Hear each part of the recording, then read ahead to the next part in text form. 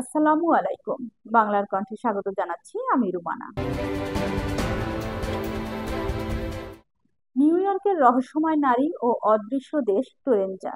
New ইয়র্কে হঠাৎ করেই দেখা মিলেছে এক রহস্যময় নারী, যিনি নিজেকে দাবি করেছেন টোরেনজা নামের এক অদৃশ্য দেশের নাগরিক হিসেবে। এই ঘটনার পর গোটা শহরে শুরু হয়েছে তুমুল আলোচনা। মঙ্গলবার রাতে জনাকীর্ণ টাইমস স্কোয়ারে ওই নারীকে প্রথম দেখতে পান স্থানীয়রা। তিনি নিজেকে মারিয়া এলেনা বলে পরিচয় দেন এবং হাতে থাকা একটি পুরনো পাসপোর্ট দেখিয়ে বলেন তিনি কিংডম অফ টোরেনজা নামের একটি অজানা দেশ থেকে এসেছেন, কিন্তু এই দেশটির কোনো মানচিত্র নেই। প্রত্যক্ষদর্শীরা জানিয়েছেন নারীর পোশাক ও ভাষা ছিল সম্পূর্ণ অচেনা।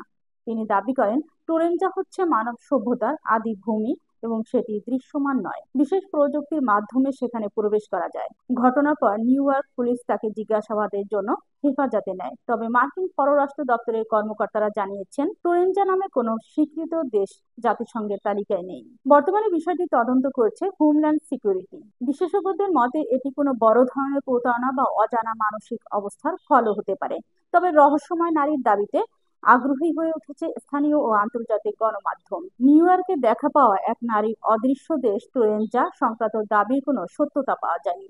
তদন্তে মার্কিন কর্তৃপক্ষ জানিয়েছে টোরেনজা নামে কোনো রাষ্ট্র, জাতিসংঘ, আন্তর্জাতিক মানচিত্র বা কোনো আনুষ্ঠানিক রেকর্ডে নেই। ঘটনাটি সামাজিক যোগাযোগ মাধ্যমে ছড়িয়ে পড়লেও নিউ ইয়র্ক পুলিশ ও হোমল্যান্ড সিকিউরিটি স্পষ্ট করেছে বিষয়টি সম্পূর্ণ ভুয়া ও মন গড়া দাবি। প্রাথমিকভাবে ধারণা করা হচ্ছে ওই নারী মানসিকভাবে অসুস্থ অথবা কোনো প্রতারণা চক্রের সঙ্গে জড়িত থাকতে পারে।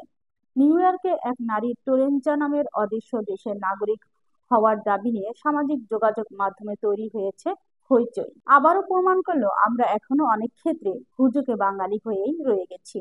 ঘটনাটি ছিল সম্পূর্ণ মনগড়া ও ভিত্তিহীন, অথচ মুহূর্তের মধ্যেই ফেসবুক, টিকটক ও ইউটিউবে ছড়িয়ে পড়ল নানা রকম নাটকীয় ঘটনা, ব্যাখ্যা, গুজব ও ষড়যন্ত্র তথ্য।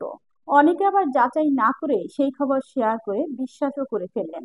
বিশ্ব এখন তথ্যের যুগে প্রবেশ করেছে। এই যুগে ভুয়া খবর গুজবের রূপ নেয় এবং গুজব বিভ্রান্তি ও সহিংসতার কারণও হতে পারে। তাই সময় এসেছে তথ্য যাচাই ও সচেতনতার সংস্কৃতি গড়ে তোলার।